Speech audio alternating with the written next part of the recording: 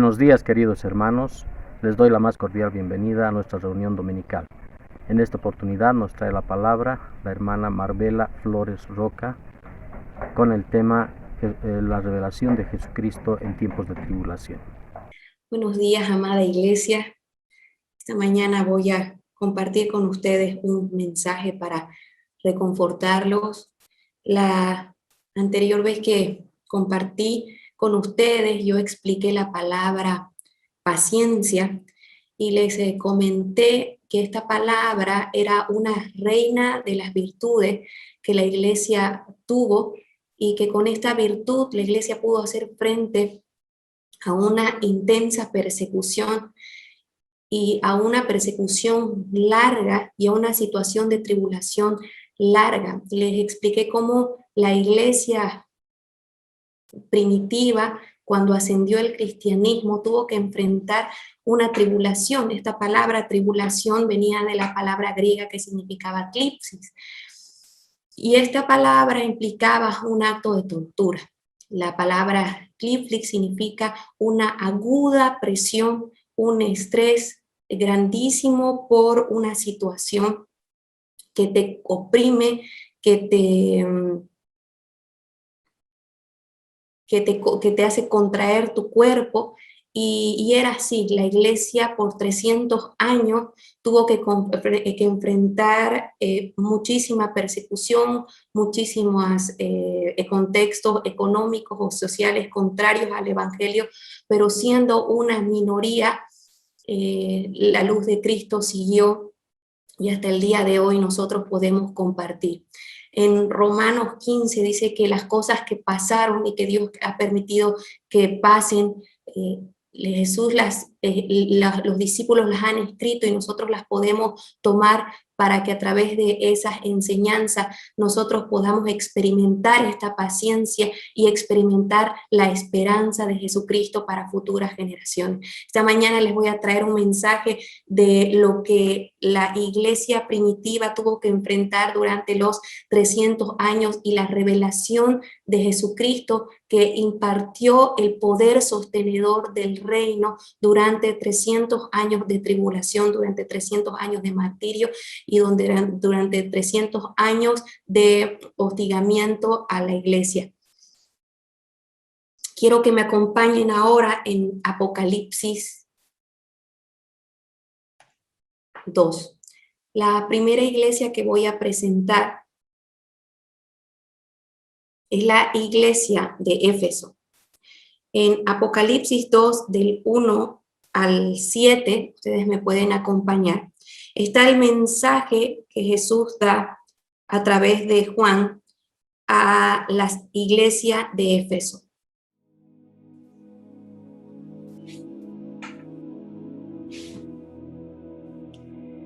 La iglesia de Éfeso fue una base ministerial súper estratégica.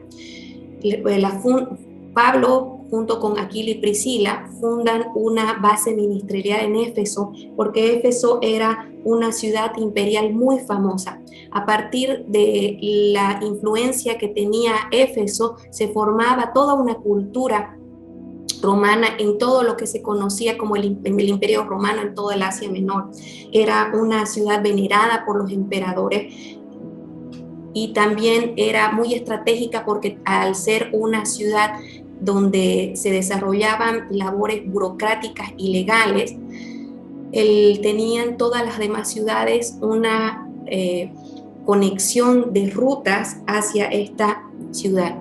Así como era una ciudad imperial de mucha influencia cultural, también era una ciudad de mucho intelecto. Los más grandes filósofos estaban en Éfeso y Éfeso era una ciudad donde yo podía encontrar una educación en cuanto a las nuevas ideas y a la impartición de nuevas visiones. Pablo, muy conocido de esta situación, funda la primera iglesia en Éfeso y fue una de las iglesias más grandes y más influyentes. Éfeso era tan importante para los emperadores que fue muy venerada y construida por los emperadores como Nerón y como por ejemplo Domiciano. Domiciano, que era el emperador que regía cuando Juan escribe la carta al Apocalipsis, él decide poner su templo en el corazón de Éfeso. Pero así como era tan reconocida a nivel cultural, intelectual y económicamente, también tenía los mayores niveles de persecución, porque el ejemplo que se daba en Éfeso hacia el trato a los cristianos era el ejemplo que todos los demás, las regiones, podían ver y por lo tanto seguir. Éfeso tuvo que confrontar y enfrentar a la iglesia de Éfeso muchísima persecución. En el capítulo 2, en el versículo 2, Jesús habla acerca de Éfeso, acerca de lo que la iglesia estaba pasando.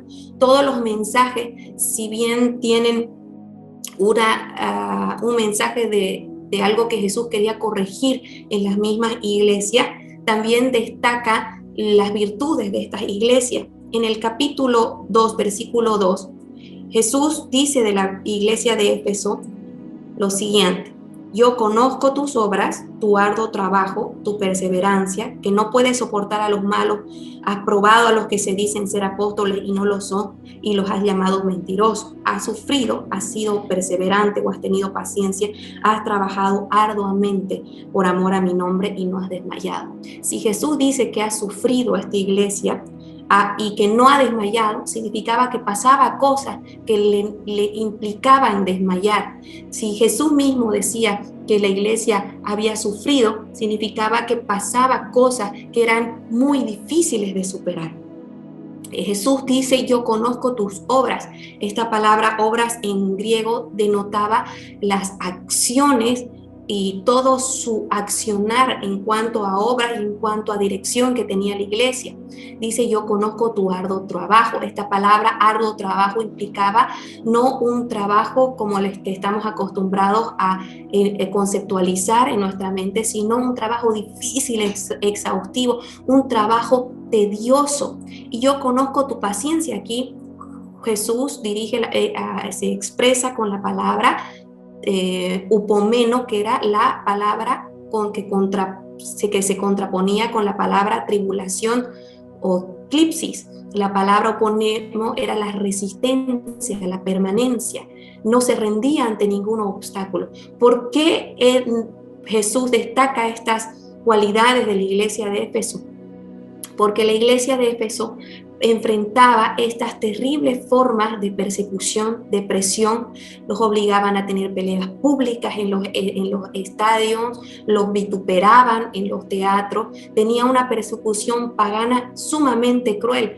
Eso inclusive se le unía a la intolerancia de la comunidad judía. Los judíos querían, para no sufrir esa persecución política y ese genocidio que estaba a través del Estado, ellos querían distinguirse de los cristianos. Entonces no tenían la tolerancia debida y muchas veces echaban la culpa a los cristianos de cosas que pasaban para distinguir que ellos eran diferentes. Entonces lo que enfrentaba la iglesia de Éfeso era muy fuerte en cuanto a la persecución.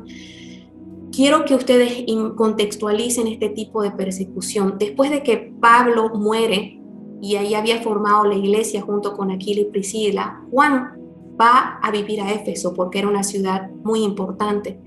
En Éfeso, Juan vivía en afueras de la ciudad de Éfeso, en una colina.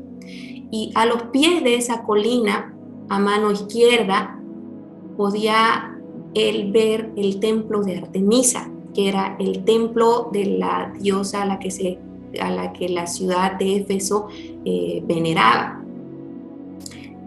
Él, cuando vivía cotidianamente, podía ver todo el paganismo y toda la inmoralidad desde su propia, probablemente, o la influencia desde su propio hogar.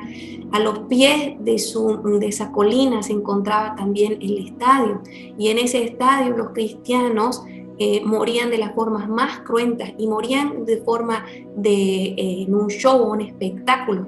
¿Por qué era esto? Porque lo tomaban ellos como una forma de mostrar a las personas de que si eran cristianos iban a tener esos castigos. Entonces no lo hacían de forma silenciosa, sino se podía escuchar probablemente de acuerdo a donde sople el viento en diferentes partes de la ciudad, los gritos y las torturas que se hacían a todos los que manifestaban la fe de Cristo. Juan se asentó en la ciudad de Éfeso para equipar a los cristianos a irse a todas las regiones del mundo, y como él fue el último testigo de Jesucristo que estaba en vida, él entrenaba a las personas para seguir y continuar este llamado de Jesucristo. Ahora yo quiero que se imaginen qué sentía Juan cuando, después de haber equipado y conocido a muchos cristianos que sin lugar a duda pasaron por su entrenamiento, ahora él los escuchaba gritar mientras entrenaba a otro o escribía en la arena siendo torturado. Era muy triste, ¿no? La forma que ellos pasaron estos niveles de persecución era muy, muy cruel. Y a esto se unía que ellos no huían, sino que Jesús reconoce que ellos tenían un arduo trabajo. ¿Por qué tenían un arduo trabajo? Porque a pesar de que tenían formas terribles de persecución, no huían porque equipaban a la iglesia de Jesucristo. Y el equipamiento necesita hospedaje. El equipamiento necesita una gran logística para atender a las personas que eran equipadas por Juan. Entonces, no solamente tenían que enfrentar intolerancia y persecución, sino también que tenían que tener la concentración suficiente para que, a pesar de la muerte de sus hermanos, a pesar de situaciones que no eran previstas, ellos puedan dar hospedaje y continuar con toda la logística de tener a los hermanos cómodamente o esconderlos en todo caso para el equipamiento de la iglesia. Esto pasaba en la iglesia de Éfeso. Era un lugar imponente. Aquí les traigo una imagen que es una ilustración en el libro de Rick Renner, Light in the Darkness, y uno puede más o menos tener una recreación mental de cuán grande era la ciudad de Éfeso. ¿Qué pasaba en Esmirna? Voy a traer 3 iglesias que eran las más grandes y son los primeros mensajes de Jesús, porque estas iglesias son como un microcosmos, son como el ejemplo, es como una gota de todo el mar de lo que enfrentó la iglesia en diferentes partes, en todo donde el evangelio había llegado en los primeros 300 años del cristianismo. La iglesia en Esmirna está situada en el versículo 8 al 11, con la descripción de lo que pasaba. En la iglesia de Esmirna, Jesús habla en el versículo 9 que esta iglesia, que Jesús conocía las obras de esta iglesia, tu tribulación, tu pobreza, aunque eres rico, y la blasfemia de los que dicen ser judíos y no lo son, sino son la sinagoga de Satanás. Jesús aquí habla de esa palabra cuando dice yo conozco tu tribulación, habla de la palabra griega clipsis. Les dice yo conozco ese agudo tipo de estrés o presión que estás pasando. La iglesia de Esmirna estaba situada en un lugar estratégico portuario. Esmirna era una ciudad portuaria. Entonces todos los más grandes barcos desembarcaban en Esmirna, y a partir de Esmirna se iban a lo largo de toda la región de Asia. Esmirna aglutinaba un montón de cosmovisiones porque todos los viajantes y mercaderes de lo que se conocía en ese entonces del mundo entero embarcaban en Esmirna. Y así como había una mezcla cultural, Así también había un extremo de inmoralidad al ser una ciudad portuaria. En Esmirna, los ciudadanos de Esmirna adoraban y veneraban a la diosa Cibeles, y la diosa Cibeles mezclaba lo que es paganismo, o sea, la idolatría hacia esa diosa, con brujerío y con la más cruel, cruenta y burda nivel de inmoralidad sexual. Era un paganismo muy ligado a la inmoralidad. Había muchísimos baños públicos, por ejemplo, donde se practicaban abiertamente inmoralidades, y la persecución que sufría la iglesia en Esmirna no solamente era a nivel estatal, era a nivel poblacional. La gente, la población de que vivía en Esmirna, al considerarse guardianes de la diosa Cibeles, era muy celosa de la gente que no veneraba a Cibeles o se involucraba en este tipo de prácticas que eran consideradas como un patrimonio cultural. Y Jesús dice, yo conozco ese nivel extremo de aplastante y debilitante presión por causa de tu fe. Eso es lo que experimentaba Esmirna. Esmirna era tan difícil vivir en Esmirna y mantener una iglesia porque todo tenía una connotación cultural que implicaba una mezcla en esas prácticas diabólicas de veneración a Cibeles o a otros dioses. Por ejemplo, para ir al mercado uno tenía que pasar por una calle y automáticamente a los bordes de esa calle habían ídolos, y la gente acostumbraba antes de entrar al mercado de inclinarse hacia los ídolos. El cristiano ni siquiera se inclinaba, o sea que no prendía incienso, no reconocía ni tenía respeto por esas estatuas que estaban a lo largo de toda la ciudad de Esmirna. Entonces el que te descubran que eras cristiano era muy usual.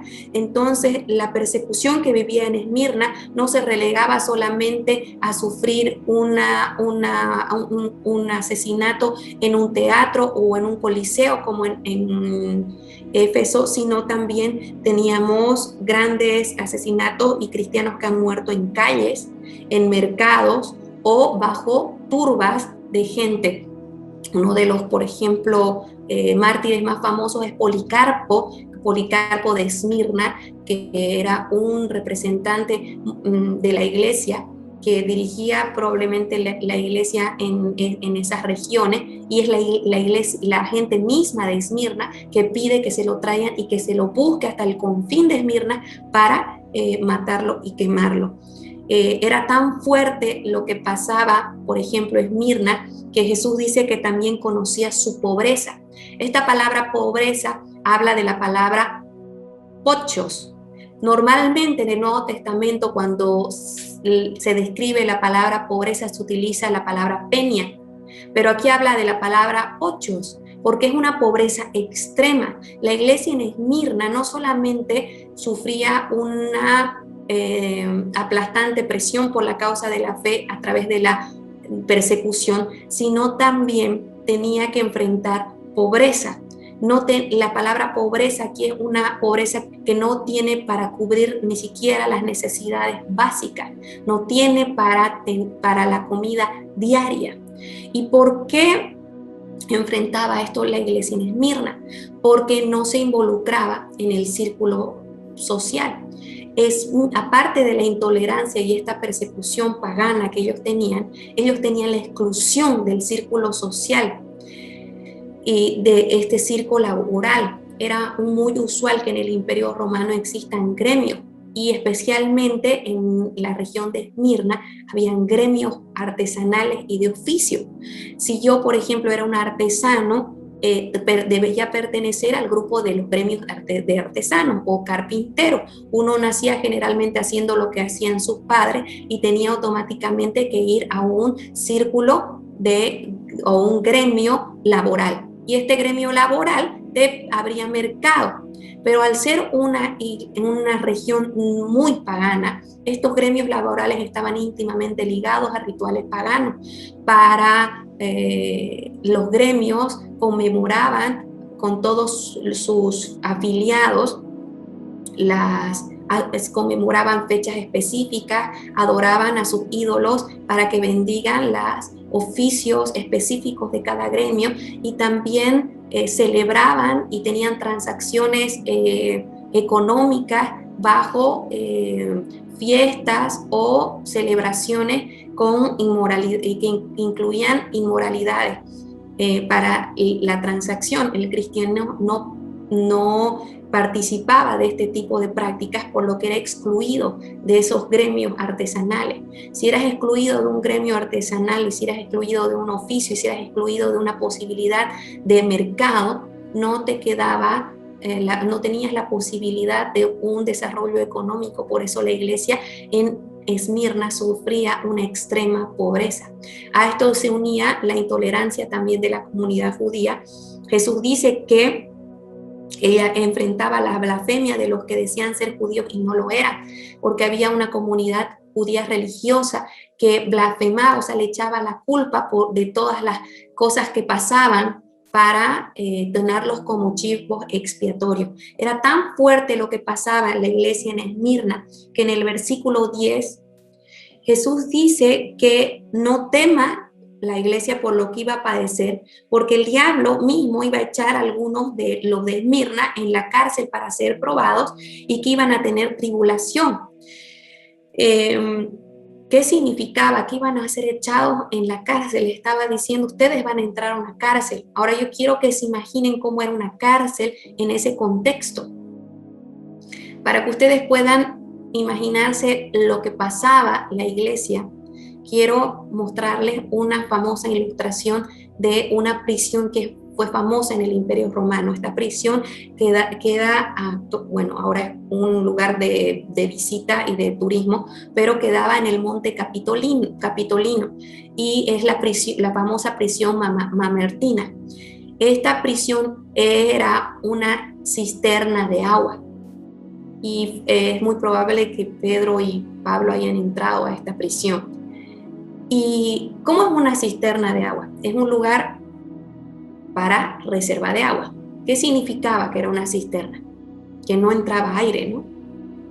¿Qué significaba que era una cisterna? Que era oscura. Pero quiero contarles algo. Ustedes ven la imagen, a los cristianos no los ponían en la parte superior de la cisterna, los ponían debajo de la cisterna. Entonces, aquellos que profesaban la fe de Jesucristo o morían de inanición dentro de ese lugar oscuro, o morían asfixiados dentro de ese lugar donde no tenían comida, no tenían dónde ir al baño, no tenían abrigo, era totalmente frío, o pasaban una condición inhumana antes de la espera de su condena. Esto era lo que enfrentaba la iglesia en Esmirna y probablemente en otros lados. La iglesia de Pérgamo. Esto está descrito en el versículo 12 al 17 del capítulo 2. En el versículo 13 Jesús habla que la iglesia en Pérgamo vivía donde estaba el trono de Satanás. Yo conozco tus obras y dónde habitas y dónde está el trono de Satanás, pero retienes mi nombre y no has negado mi fe, ni aun en los días en que Antipas, mi testigo fiel, fue muerto entre vosotros donde habita Satanás. ¿Cómo sería de oscuro el ambiente de Pérgamo donde se desarrollaba la iglesia? Que Jesús mismo dice que era como el trono de Satanás. El trono de Satanás denotaba esas fuerzas oscuras, esa intensa persecución social y diabólica que tenía la iglesia. Pérgamo tenía muchísimos templos. Hay un historiador que se cita en el libro de Rick Renner que dice que era más fácil encontrar un ídolo que una persona. Otros historiadores dicen podrías encontrar un ídolo con solamente un ojo abierto. Habían cerca de 3.000 templos, algunos dicen que había cerca de 28.000 dioses, habían dioses para todo. Era lo que se asemeja a la gran Acrópolis de Atenas, y en este centro pagano de adoración había un gran templo que era el templo de Zeus.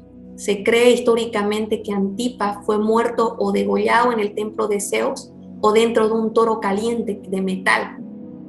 Ese toro mugía de acuerdo al nivel de vapor que salía y al nivel, obviamente, de gritos que salía de la gente que estaba siendo cocinada adentro.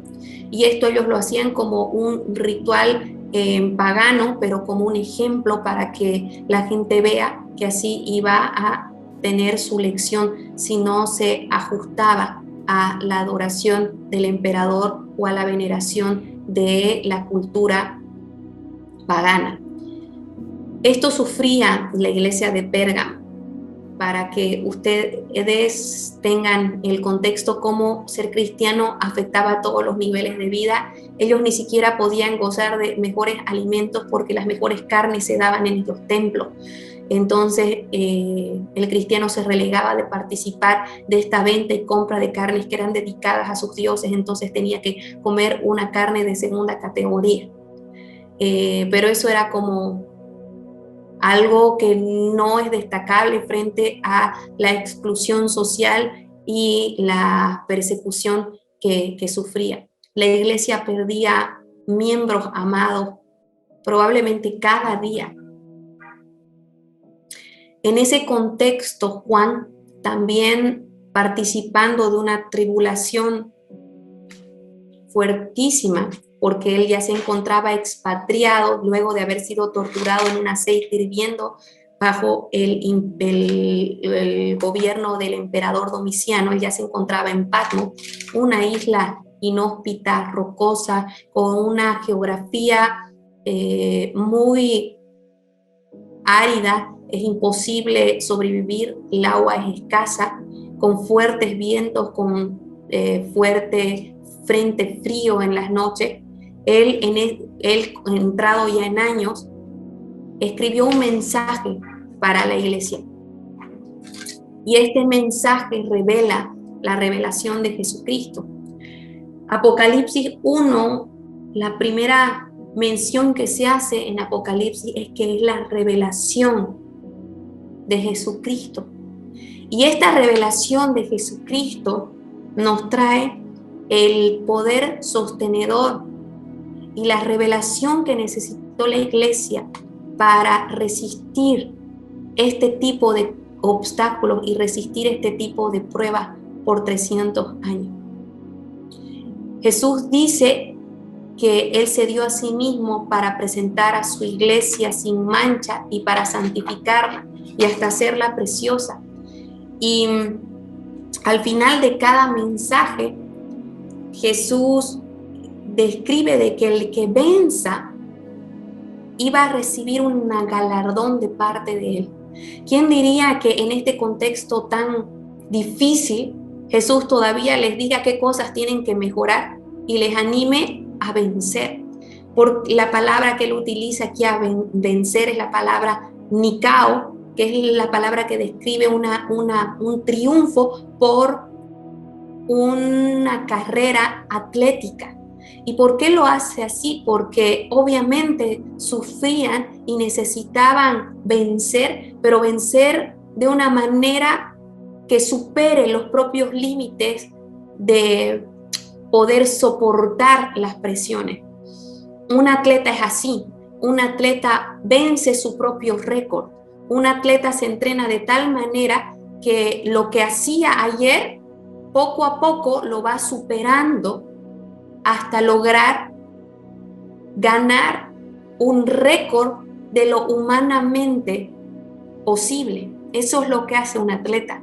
Y esta es la palabra con la que Jesús habla a las iglesias y les dice: el que venciere por ejemplo, en el versículo 7, en el versículo 11 o en el versículo 17 del mensaje que da a estas iglesias, Jesús dice el que venciere. ¿Qué significa? Que la carrera en la fe es llena de obstáculos, es muy difícil, pero necesita uno vencer. Y cuando en medio de esta tribulación, en medio de esta situación, Jesús se presenta a Juan. Y esta revelación de lo que era Él le permite tener a la iglesia todo lo que necesita para experimentar el poder sostenedor y lo que necesita para poder llegar a ser más que un vencedor. Quiero que me acompañen en Apocalipsis, ahora el capítulo 1, desde el versículo 9. En Apocalipsis 1, versículo 9, Juan empieza a describir su experiencia antes de dar el mensaje motivador a estas iglesias que enfrentaban este tipo de situaciones que describí hace unos momentos. Juan dice: yo, Juan, vuestro hermano y compañero en la tribulación, en el reino y en la paciencia de Jesucristo, estaba en una isla llamada Patmos. ¿Por qué? No porque se había portado mal, sino por causa de la palabra de Dios y por causa del testimonio de Jesucristo. Dice que estaba en el Espíritu en el día del Señor y que oyó detrás de él una gran voz como de trompeta que decía: yo soy el Alfa y la Omega, el primero y el último. Escribe en un libro lo que ves y envíalo a las 7 iglesias que están en Asia: a Éfeso, Esmirna, Pérgamo, Tiatira, Sardis, Filadelfia y la Odisea. Hemos visto las situaciones de Éfeso, Esmirna y Pérgamo. Y en el versículo 12, él escribe: me volví para ver la voz que hablaba conmigo y vuelto vi 7 candeleros de oro. Más adelante, en el versículo 20, Juan explica que estos 7 candeleros de oro eran las 7 iglesias a las que él dirigía el mensaje. Ahora, yo quiero recrearles un poco la situación. Dice que él estaba en el día del Señor y que había escuchado una voz como de trompeta, pero que él se vuelve a ver la voz de la que hablaba con él. Nadie ve la voz, la escuchan, ¿correcto? Él hace esto.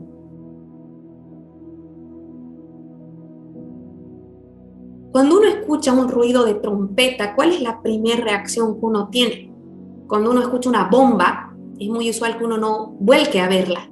Cuando uno escucha algo fuerte, normalmente se cubre, porque es demasiado fuerte para tu voz. Pero él se vuelve a ver esta voz como de una explosión. ¿Por qué se vuelve a ver, Juan? Era una voz de trompeta, pero una voz familiar. Era una voz que él reconocía. Esta voz de trompeta era de trompeta, pero era la voz que él había escuchado hace 60 años. ¿Saben qué? Juan ya era viejito, ya tenía los 90 y pico años, pero él reconocía y se acordaba de la voz que había compartido durante probablemente más de 3 años con él. Él tenía la confianza y la relación íntima de, aunque esa voz suene como trompeta, él podía volcar a ver y reconocer que esa voz era de con quien él amaba y era la voz que él ya le había sostenido en un tiempo atrás. Es hermoso porque yo estoy segura que Juan escuchaba los gritos de aquellos que eran torturados en el templo, pero ahora él escuchaba la voz de su amado que retumbaba por sobre toda otra voz y sobre todo otro martirio, con una voz de estruendo, con una voz de trompeta. Y él ve a Jesús en medio de 7 candeleros. Estos candeleros eran la iglesia y generalmente uno piensa que estos candeleros son como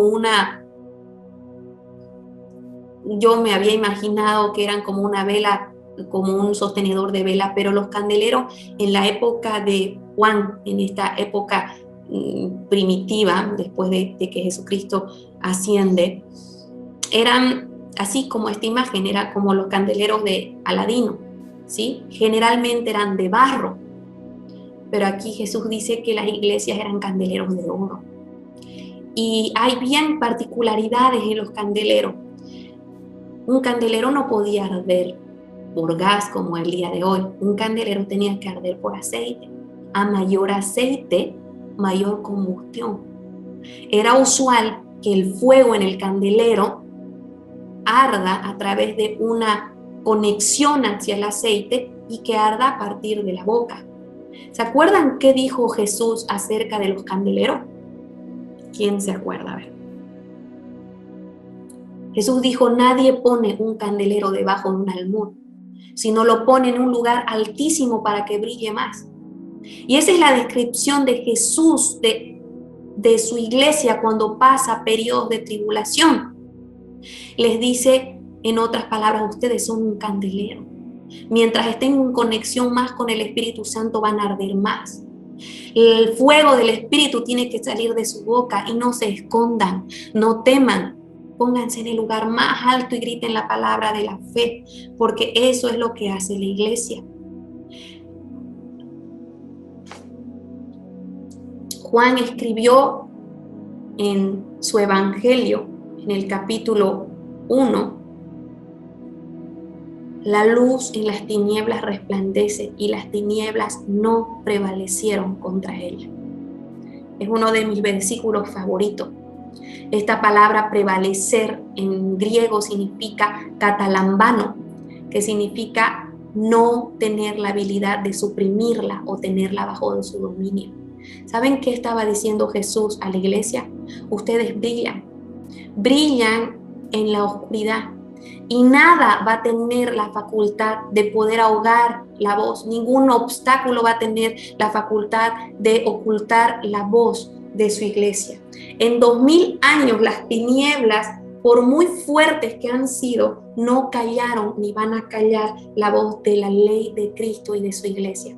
Así que si estás desanimado el día de hoy porque has visto políticas, cosmovisiones, filosofías que pretenden levantarse y gobernar el mundo, te voy a decir la verdad y la revelación de Jesucristo. Jamás la voz de Cristo se va a apagar.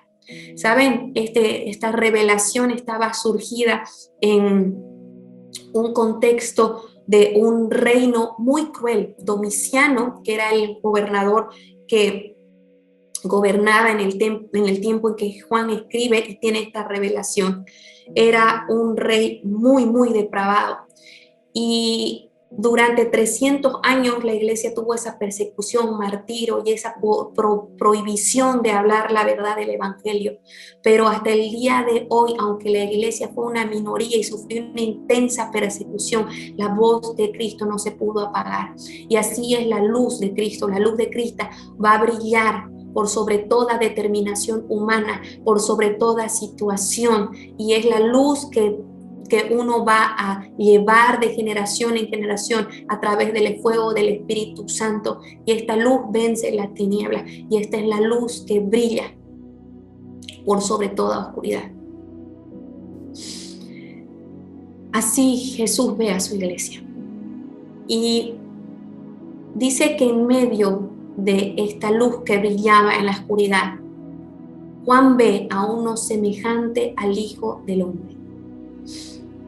Era similar a la imagen que él había visto 60 años antes de Jesucristo, pero era diferente. Era diferente, tenía una imagen gloriosa. Esta misma descripción de semejante al Hijo del Hombre, Daniel había escrito 600 años antes. Y probablemente Juan, cuando describe esta situación, quería describir el contexto de todo lo que pasaba al semejante al Hijo del Hombre en la revelación de Daniel. Quiero que me acompañen a Daniel 7, por favor.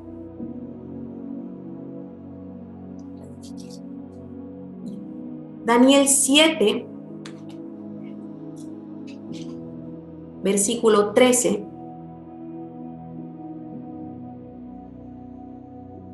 Narra lo siguiente. Miraba yo, dice Daniel, en la visión de la noche y vi que con las nubes del cielo venía uno como un hijo de hombre, lo mismo, semejante al Hijo del Hombre, lo que dice Juan. Y vino hasta el anciano de días y lo hicieron acercarse delante de él. Ahora miren cuál es el contexto en el cual se describe al Hijo del Hombre. El Hijo del Hombre tiene toda esta facultad y le fue dado dominio, gloria y reino, para que todos los pueblos, naciones y lenguas lo sirvieran. Su dominio es un dominio eterno que nunca pasará, y su reino es uno que nunca será destruido. Esa era la revelación de Jesucristo para que su iglesia pueda experimentar el poder del sostenedor del reino. Aquí Juan les decía, iglesia, no importa qué gobierno esté gobernando naturalmente sus vidas, porque yo vi y el Dios al que ustedes sirven es un Jesucristo semejante al Hijo del Hombre, que tiene un dominio eterno, que tiene un reino que nunca va a ser destruido, que aunque se levanten un montón de sistemas humanos, no va a haber fuerza en el universo que pueda hacer frente al reino del semejante al Hijo del Hombre, al Dios que ustedes sirven. Y este Hijo de Hombre que tiene un reino que jamás será destruido, que finalmente naciones y lenguas y todos los pueblos le van a servir. Ese Hijo de Hombre que reina desde siempre y para siempre, que está sentado en su trono. Él está sentado porque Él no necesita inmutarse por lo que pasa en el mundo. Él está sentado porque Él ya salió venciendo y para vencer. Este Hijo de Hombre estaba vestido de una ropa que llegaba hasta los pies. ¿Saben cuál era esta vestimenta? Era la vestimenta que se describía para el sacerdote. La vestimenta que se ponían los sacerdotes descubrían los pies, porque no se contaminaban con el polvo de este mundo. Tenía un vestido, esta palabra vestido es la palabra griega enduno, que significa investido. ¿Se acuerdan cuando Jesús les dice a sus discípulos que Él tenía que partir, pero que por favor esperen en Jerusalén antes de ir a continuar con la comisión, que iban a ser investidos del poder de lo alto? Esa palabra les quería decir Jesús, ustedes van a ser vestidos del Espíritu Santo antes de salir a predicar en este contexto de persecución que ellos tuvieron que hacer. Bueno, esta palabra investido significa vestido una vez y para siempre. Así, esta es la vestimenta que tiene Jesucristo y esa es su revelación. Tiene una ropa de sacerdote, de un sumo sacerdote, una vez y para siempre. Pero ¿cuál es la característica del sumo sacerdote? ¿Por qué me interesa que sea sumo sacerdote? Porque aquel que tiene el dominio eterno, un reino que nunca va a ser destruido, aquel que va a hacer finalmente que tribus y naciones y pueblos le sirvieran, es un sumo sacerdote. ¿Y qué hace un sumo sacerdote? Intercede por delante de el Dios creador del cielo y de la tierra a favor de quienes defiende este rey majestuoso, el que tiene ese dominio y esa gloria. Ese tiene ahora el favor de poderme llevar delante de Dios y poner su mano a mi favor. Quiero que me acompañen versículos, un poquito los versículos antes. En el versículo 11, Jesús mismo, este sumo sacerdote, decía que Él era el alfa y la omega, el primero y el último. El alfa y el omega es la primera y la última letra del vocabulario griego. Y Él dice que Él era, no dice lo primero y lo último, dice el primero y el último. Alfa y omega significaba que no solamente Jesús era el comienzo y el fin de todo, sino todo lo que está al medio. todo lo que está al medio, la razón de la historia era el alfa y el omega. Él es la fórmula antigua, pero también la eternidad y todo lo que trasciende al tiempo. Él es el principio y la conclusión de todo y todo lo que pasa en el medio. Por eso es un sumo sacerdote, porque está intercediendo desde antes de concepción y hasta el final va a interceder por ti. Me encanta que Él es el omega. Cuando yo he tenido periodos de ansiedad porque no sé lo que va a pasar en el futuro, he tenido charlas últimamente con varias personas que me dicen: el mundo está terrible, gobernado por ideologías que van contrarias a Cristo y no sabemos lo que va a pasar mañana. O he pasado por situaciones extremas y yo no sé lo que va a venir para mí el mañana. Pero saben, la revelación de Jesucristo acá es que Él es el omega, es el alfa, pero Él es el omega. Él no es lo último, Él es el último.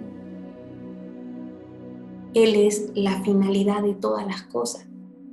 Entonces, mi respuesta a este tipo de pensamiento que dice yo no sé lo que va a traer el mañana, yo sí sé lo que va a traer el mañana y el fin de todo.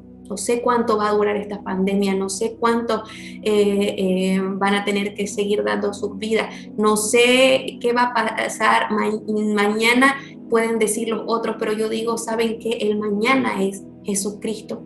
El fin de todo es Jesucristo. Entonces yo sé lo que va a pasar. Simplemente va a ser Jesús.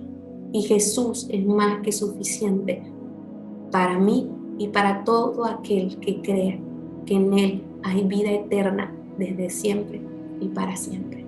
Y ese es el Dios que tiene una ropa que llega hasta los pies porque intercede por nosotros desde siempre y para siempre.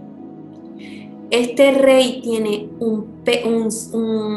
tiene ceñido el pecho con un cinto de oro.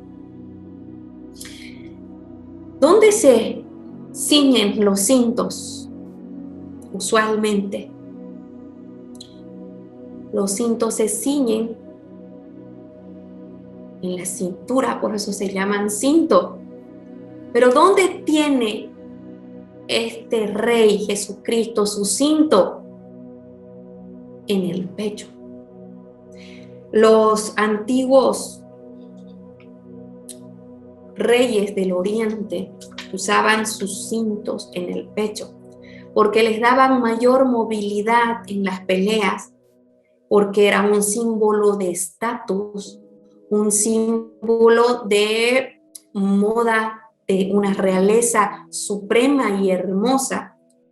Denotaba la fuerza del hombre, denotaba el poder de tener sus manos libres para la defensa y la confrontación. Pero había algo especial en este cinto. Este cinto era de oro puro.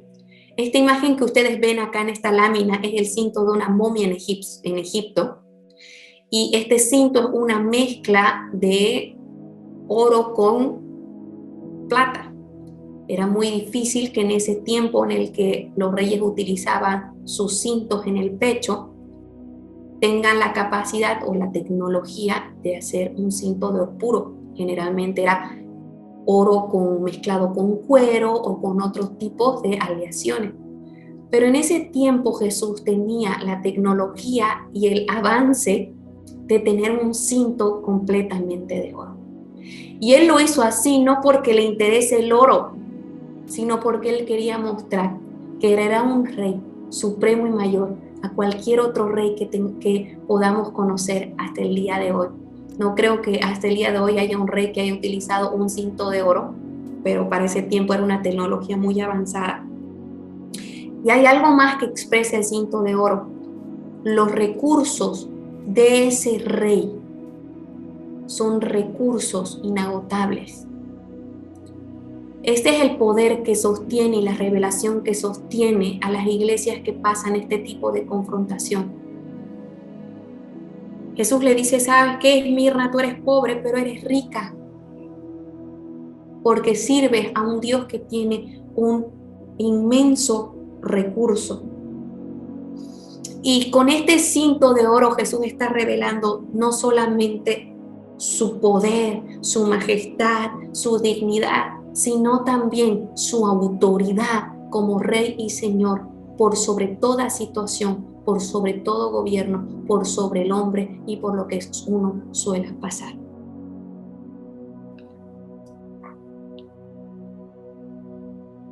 Acompáñenme al versículo 14.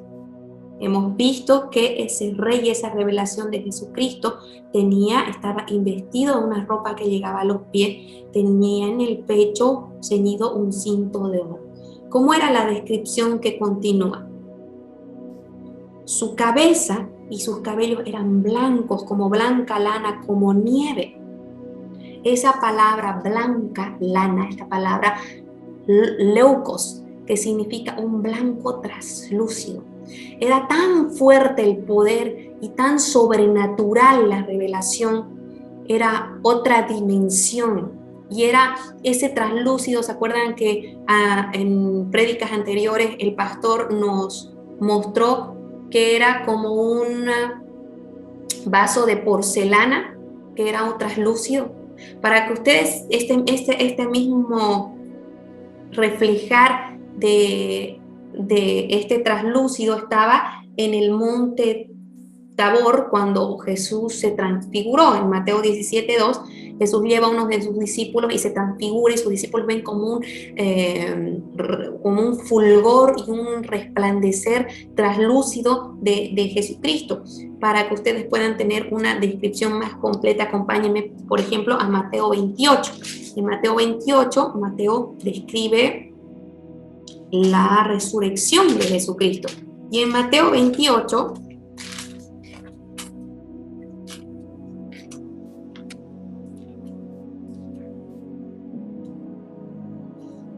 Mateo describe que ya era sábado, el amanecer del primer día, y que había ido María Magdalena y otras María a ver el sepulcro, y que de pronto, versículo 2, había habido un gran terremoto porque un ángel del Señor descendió del cielo y acercándose removió la piedra y se sentó sobre ella. Y en el versículo 3 describe cómo era este ángel. Dice, su aspecto era como un relámpago y su vestido blanco como la nieve. Exactamente como lucía la cabeza y los cabellos de Jesús. Blanco como la nieve.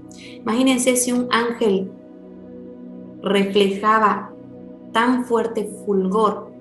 Imagínense lo que refleja aquel Señor de los ángeles mismo. Era un blanco traslúcido que revelaba no solamente santidad, sino también revelaba ese poder de ser un ser que trasciende todo tiempo, trasciende toda revelación y trasciende toda naturalidad del ser humano. Ahora este ser traslúcido no solamente brilla de una manera más alta que el sol, sino tiene ojos como llama de fuego. Aquí dice como llama de fuego, no dice ojos como de fuego, dice ojos como llama de fuego. Quiero que me hagan un favor, ahora estamos en la comodidad de su casa. Les doy medio minuto, cuidado por favor con los chicos. Quiero que donde estén, ojalá que estén cerca de sus cocinas, prendan fuego en este momento, no a sus casas, sino que puedan prender una hornilla y ver cómo es el fuego, o encender un fósforo, o encender una vela. Por favor, no lo hagan los pequeños, esto háganlo los padres a fin de enseñarle a los pequeños cómo era esta situación. Los espero. Vayan por fuego.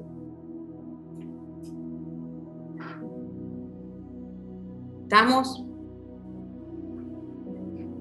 Juan dice que los ojos de ese ser que veía eran como el fuego, no de fuego. O sea, no se imaginen como los ojos que nos vende Marvel, que eran unos ojos que tenían una llama de fuego. No, eran como el fuego.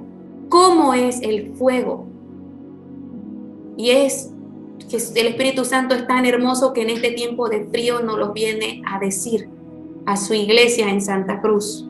A su iglesia La Roca que está en Santa Cruz, Jesús quiere decirle: yo tengo los ojos como fuego. ¿Cómo es el fuego, iglesia?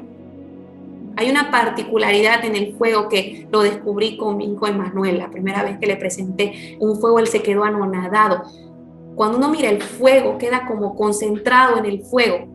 Es algo que te desconecta de otra situación y te hace concentrarte porque es algo vivo que se mueve. Pero ¿saben qué es la particularidad más hermosa del fuego? Te trae cierto calor. Tiene un efecto de calidez, un efecto cautivante. Es un efecto purificador. ¿Están viendo el fuego ahora? Sí, si lo tocan se van a quemar. Es un efecto purificador. Pero es un efecto de calidez. A ver, pongan sus manos cerquita del fuego ahorita que hace frío. ¿Qué sienten? Calientito, ¿no? Uno siente algo acogedor, siente algo familiar. Juan estaba en Patmos. No se llevó su chompita. Vivía en una cueva. Patmos era ventoso, frío, rocoso. Pero en los ojos de su amado podía ver el fuego. ¿Dónde se pone el fuego en una casa, querida iglesia? Se pone en el centro generalmente de la casa. Las chimeneas se ponen en el lugar de concentración o en las cocinas, porque ahí uno tiene cómo acogerse, un consuelo. Esa es la vista de tu amado. La vista de tu amado, iglesia en Santa Cruz, iglesia La Roca, es un fuego que te consuela, un fuego que te calienta, un fuego que te purifica, sí, pero es algo que te cautiva y te hace pasar un frío de tormenta, que te hace pasar un frío de desolación, un frío de amargura, un frío de temor, un frío de tristeza. Ese es la mirada de tu amado. Unos ojos como llamas de fuego. Versículo 15. Este ser que tenía ojos de fuego tenía también sus pies. Eran semejantes a los de bronce bruñido. Hay una descripción similar en la iglesia de Tiatira en el capítulo 2, en el versículo 18b, donde dice: el Hijo de Dios, el que tiene ojos como llama de fuego y pies semejantes al bronce bruñido. También comenta junto con los ojos la misma descripción, que sus pies eran como bronce bruñido. Este bronce bruñido es muy difícil de explicar, pero es la palabra griega chalcolíbano, que es un bronce que posee la capacidad de tener un tono dorado como el incienso. El altar de bronce, el alabastro donde se lavaban eran de bronce, pero también tenía un dorado como el incienso. Y así son los pies de Jesús. Son unos pies que relucen, pero relucen a tu favor. Fueron pies que fueron hombres, pero solo a través de él podés tener el acceso a poder participar de los beneficios que se tienen a través de la adoración. Es un tono dorado. Líbano habla del incienso. Y el incienso, mientras más se quema, produce un olor más rico, ¿sí? Esos eran los pies de Jesús. Solamente a través de Jesús uno puede sumergirse en la adoración y disfrutar del incienso que trae consigo mismo la presencia de Él. Ese es el Dios al que uno sirve. Y este que tiene esos pies refulgentes como en un horno, también tenía su voz como un estruendo de muchas aguas. Ahora, hagan conmigo este ejercicio. Juan estaba en Patmos. Patmos era una isla tan rocosa que era imposible de escapar. Los llevaban a los presos políticos o a los presos que consideraban peligrosos para la sociedad del imperio. Era tan pedregoso que las aguas chocaban con tanto ímpetu y podía escucharse el rugir de esas aguas. Ahora, Juan dice que la voz de Jesús era como un estruendo de muchas aguas. Era tan poderosa que apagó lo que podía escuchar Juan. Juan probablemente estaba escuchando el chocar con fuerza de las aguas en la isla, pero la voz de Dios superaba este choque porque su voz era más, que era como un estruendo de las aguas que podía escuchar Juan. No importa, iglesia, cuántas noticias recibas, no importa cuánto se levante la voz de Satanás, no importa cuántas hable la voz de los sistemas de los hombres, la voz de Jesús es como un estruendo de muchas aguas, mayor a cualquier río, mayor a cualquier corriente. Su voz excede toda voz de hombre y su voz sostiene con mayor poder a su iglesia por siempre. Y este Jesús, versículo 19, tenía en su diestra 7 estrellas. Esta palabra tenía es la palabra hecho en griego, que significa sujetar con poder. Jesús tenía a las 7 iglesias así, las sujetaba con poder. Más adelante, en el versículo 20 del mismo capítulo 1, Juan describe que las 7 estrellas eran los ángeles de la iglesia. Esta palabra ángeles en griego significa la palabra mensajero. Es muy probable que no sean ángeles porque fueron redarguidos también por Jesús y llevaban un mensaje de autoridad a la iglesia, sino que eran los pastores. Me gusta mucho porque él dice, ¿saben qué? Este ser tan poderoso tenía en su mano a los pastores de las iglesias que sufrían tribulación. No se le escapaban de su mano, los guardaba en la palma de su mano. Hay otra también representación. La moneda que se usaba en el tiempo en el que Juan hace esta descripción era una moneda muy famosa. Domiciano, a diferencia de los otros emperadores, se había declarado rey y señor en vida. Había impuesto a todo el imperio romano que se le adore en vida. Había llenado todo el imperio romano de templos para que se le adore directamente. Él venía de la dinastía Flavia y había creado todo un conjunto de adoctrinamiento a los romanos para que ellos crean que su dinastía venía del dios Zeus, el dios griego, o Júpiter para los romanos. Entonces él creaba templos de Júpiter que eran sus propios templos porque él quería hacer creer a las personas que él venía del propio dios Júpiter. Tiene un hijo y se muere su hijo, y en el año 83 él manda a acuñar una moneda que es muy famosa, ustedes la pueden googlear y siempre les va a salir como primera referencia de Domiciano. Esta moneda es la foto de su hijo, y tenía acuñado lo siguiente, decía el divino César, hijo del emperador Domiciano. Y era el hijo de Júpiter que estaba sentado en el mundo y tenía en sus manos 7 iglesias. ¿Qué quiso decir Juan cuando él dice es Jesús, no el hijo del hijo del emperador, el que tiene en su diestra las 7 iglesias? No las tiene en su izquierda, no las 7 estrellas, perdón, no las tiene en su mano izquierda. Él es el verdadero hijo del Dios supremo y ese es el Dios al que sirvo. Por sobre todo sistema de ley, de regimiento de los hombres, Jesucristo está sentado por sobre todo imperio y tiene en su poder cualquier legislación. Ese es Jesucristo que te sostiene y ese es Jesucristo a quien servimos.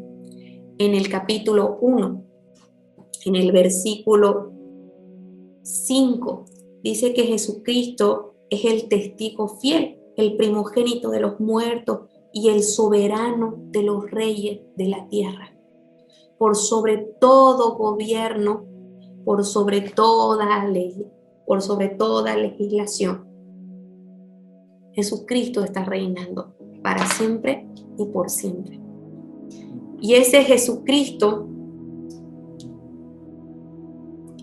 que tiene en su mano derecha el gobierno de todas las naciones, tiene de su boca una espada afilada, es decir, una espada aguda de 2 filos. Esta palabra aguda de 2 filos es la palabra en griego oxus rhomphaia. La palabra aguda significa la palabra oxus. ¿Qué era la palabra oxus? La palabra oxus era un compuesto similar al vinagre. ¿Se acuerdan cuando Jesús estaba crucificado? Le dan de beber vinagre y Jesús lo escupe. ¿Por qué? Porque este tipo de vinagre tenía una propiedad, el oxus, que era de anestesiar a la gente que sufría dolor. El oxus también tenía una propiedad curativa, probablemente también desinfectaba. Se utilizaba para operar el oxus. Era una bebida que te adormecía, te limpiaba y te curaba. Jesús dice que él es rhomphaia, pero que es una rhomphaia oxus. Esa palabra rhomphaia era una espada muy temida en este tiempo, porque era una espada que utilizaban los romanos. Los tracianos la inventaron y después los romanos la empiezan a utilizar, que era una espada muy similar a lo que conocemos como la hoz. Y era una espada que tenía un polo largo, pero tenía doble filo, entonces tenía un alcance larguísimo. Yo podía estar muy distante de la persona, pero la podía alcanzar porque tenía un largo mango y tenía doble filo, entonces se utilizaba para decapitar o para partir en 2 a la persona. Jesús dice: yo soy esa espada y mi boca es esa espada que puede partir. En hebreo dice que así es la palabra de Dios, que parte el alma, que discierne el alma del espíritu y discierne cualquier pensamiento. Y es así, ¿saben? No va a haber nada que pueda resistir a la voz y a la ley de Cristo y al poder del Señor. Nadie le puede hacer frente. Él con la boca, con la palabra de Dios, va a permanecer y prevalecer por sobre toda palabra que se levante. Ese es el poder de la boca de Dios. Y ese poder también te transforma, te hace sacar y extirpar, y que pasemos pruebas para extirpar de nosotros nuestra humanidad caída. Pero Él es oxus. Él te opera y te extirpa lo malo, pero con anestesia. Así es el Espíritu Santo, una anestesia. Estamos pasando tribulación, angustia, persecuciones también. Sí, ¿por qué Dios lo permite? Porque dice que Él se dio a sí mismo para purificar a su iglesia y para presentarla sin mancha. Porque Él es un oxus rhomphaia. Él es una anestesia, pero Él también va a acabar su obra y te va a perfeccionar. Y este ser que tiene ese poder gobernante de tener las 7 estrellas en su diestra, que tiene una boca de una espada aguda de 2 filos, también tiene un rostro como el sol resplandeciente con toda su fuerza. Esto fue lo que vio con lo que vio Pablo. Pablo cae y se vuelve ciego, y hasta el día en que se muere tiene problemas con su vista, porque así resplandece la faz de Jesucristo. Cuando ve esto, Juan, esta es una imagen del resplandecer de Jesús, pero créanme que no podemos llegar a imaginar cuánto resplandecía, cuánto poder hay en aquel que es nuestro Dios y aquel el cual nosotros servimos. En el versículo 17, lean conmigo por favor del capítulo 1. Juan dice: cuando lo vi. Vio tanto, Juan estaba acostumbrado de haberlo visto a Jesús, era su amigo, él había disfrutado estar con él, pero la revelación del poder de Jesús en este contexto que va a sostener a su iglesia por los 300 años de grotesca persecución, dice, cuando vi esta revelación de Jesucristo, caí a sus pies como muerto. Esta palabra, caer, es la palabra colapsar, literalmente como muerto. Juan literalmente se murió cuando vio esto. Se cayó, se murió. Todos los que vieron esta revelación cayeron como muertos. Si hacemos una recopilación, Abraham, Josué, Ezequiel, Daniel, Pedro, Santiago y Juan cuando ven la transfiguración, Pablo y ahora Juan. Iglesia, no hay nada que pueda vencerte hasta hacer que tus fuerzas decaigan y quedes como muerto, más que la revelación del Dios al que sirves. Lo único que puede quitarte tus fuerzas y tu respirar es la misma revelación del poder que tiene Jesucristo. Él cayó como muerto. Y esto que viene a continuación es lo que quiero transmitirles en este mensaje. Juan cayó como muerto, no resistió físicamente la revelación, lo que implica consigo llevar el poder de Jesucristo. Pero en esa dimensión gloriosa de autoridad y de gobierno, Jesús pone su diestra sobre Juan y le dice, no temas. ¿Qué tuvo que hacer Jesús para tocar con su diestra a Juan? ¿Dónde estaba Juan si había colapsado? ¿Dónde estaba Juan si había colapsado? En el suelo. ¿Dónde estaba Jesús si refulgía y si sus pies eran como el bronce bruñido? Él estaba, no sé si suspendido, pero él estaba brillando en toda su gloria, probablemente era muy alto. ¿Qué tuvo que hacer Jesús para poner su diestra en Juan que estaba en el suelo? Tuvo que agacharse. No importa cuán alto y supremo y santo y magnífico y gloriosa sea la esencia misma del Dios que servimos, Jesucristo no estimó ser igual a Dios como cosa que aferrarse, sino que se dio a sí mismo. Y se dio con una muerte y se puso una vestidura de hombre para hacerse como un hombre y pagar un precio y poderte sostener y tocarte con su diestra y decirte no temas. Jesús se inclina ante Juan y le dice, no temas.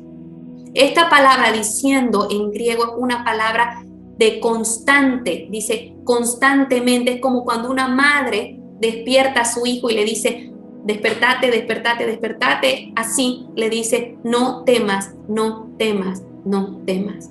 La imagen que pude traer para destacar eso es una madre que se agacha y le dice a su hijo, no temas. Este niño obviamente está riendo, pero Juan estaba colapsado en el piso. Y eso es lo que hace Jesús en todo su esplendor y glorioso reinado. De pronto ve a Juan en el piso y se inclina y se rebaja a toda la humanidad de Juan, a todo lo que implica no poder soportar porque somos humanos, a toda nuestra impaciencia, a todo nuestro temor, a toda nuestra inseguridad, a toda nuestra frustración cuando presentamos tribulación, y nos dice no temas, y nos dice repetidamente no temas. No temas. ¿Saben por qué no temas? Porque Jesús ahí se revela y les dice, porque yo soy. Esa palabra yo soy es la palabra griega ego eimi, que significa el yo soy, el que soy. Y les dice, yo soy el primero, el último, el que vivo y el que estuvo muerto, el que vivo por los siglos de los siglos, porque yo tengo las llaves de la muerte y del Hades. Yo soy el que soy. Y esa es la palabra que trae hoy, esta mañana, el Espíritu para fortalecer a su iglesia. Luli dice el Señor, yo soy la resurrección y la vida. Luli, Joel, el Señor dice, no temas, yo pongo mi diestra sobre tu vida. Y el Señor dice, no temas, yo soy la resurrección y la vida, y el que cree en mí, aunque esté muerto, vivirá. El Señor dice, yo soy el que soy, no teman manada pequeña. Yo soy el que vivo, el que estuve muerto, pero por los siglos de los siglos, por siempre y para siempre, estoy reinando. Esta palabra, yo soy, es la palabra que el Señor, por favor, acompáñenme en lo último, Juan 18.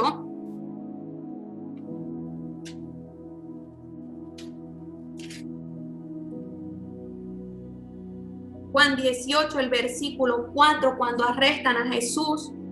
Pero Jesús, sabiendo todas las cosas que le habían de venir, se adelantó y les preguntó a quién buscan. Era cuando lo iban a detener para llevarlo a crucificar. Y les respondieron a Jesús Nazareno. Y Jesús les dijo, no les dijo, soy Jesús, les dijo, yo soy. Y cuando les dijo, yo soy, los que le iban a prender, retrocedieron y cayeron en tierra, colapsaron. Ese mismo poder que hizo colapsar a aquellos que le querían prender era el poder que iba a levantar del suelo a Juan. El poder que colapsó a los enemigos de Jesús era el poder que levantó a aquellos que creían y confiaban en su nombre. Yo soy, dice el Señor, es el quien servimos, el primero y el último, por el cual todas las cosas subsisten. Ese es nuestro Dios. Y no va a haber fuerza en el universo suficiente para resistir el poder de Jesús. Toda historia es mantenida por Él, empezada y finalizada por Él. Él tiene la llave de abrir o cerrar algo. ¿Sí? El Hades es temporal. Es un estado de muerte temporal. Pero Él venció a la muerte espiritual para siempre. De Él es la victoria. Él tiene el poder, la autoridad sobre muerte y sobre la tumba. Él es un Jesús, Señor, Rey, sacerdote y Salvador. Él puede abrir los sellos y la revelación a su iglesia y sostenerla en el poder de sí mismo y de su palabra. Él puede ordenar a las trompetas de juicio cesar, como también comenzar. Y su palabra, la palabra de su boca destruye todo o puede crear. Él es. Y les dice, no teman. Esta palabra no teman, Jesús también la citó en Mateo 14, cuando sus discípulos estaban en una gran tormenta. ¿Se acuerdan? Estaban en una barca, se había levantado una gran tormenta y Jesús camina por sobre las aguas, y cuando los discípulos lo ven se asustan y Jesús les dice, no teman. Soy Jesús, yo soy. Les vuelve a decir, no teman.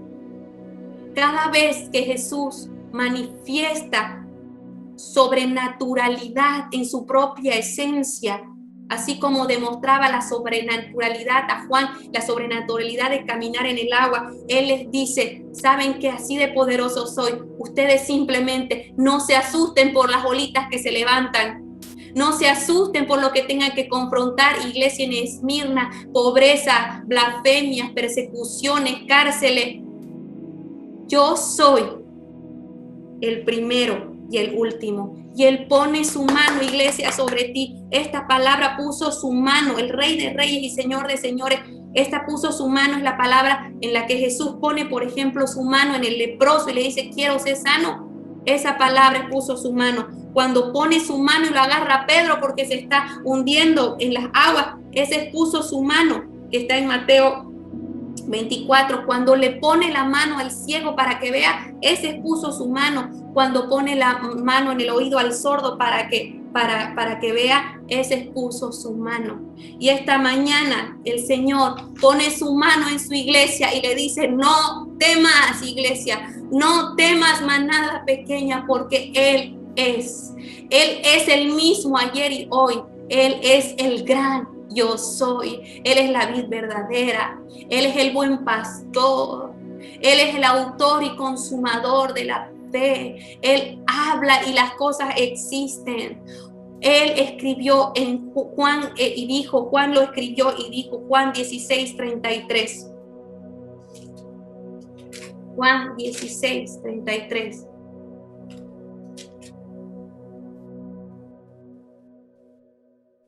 Jesús dijo, en el mundo van a tener aflicción, van a tener eclipsis, van a tener una presión agudísima por ser cristianos, van a tener pruebas.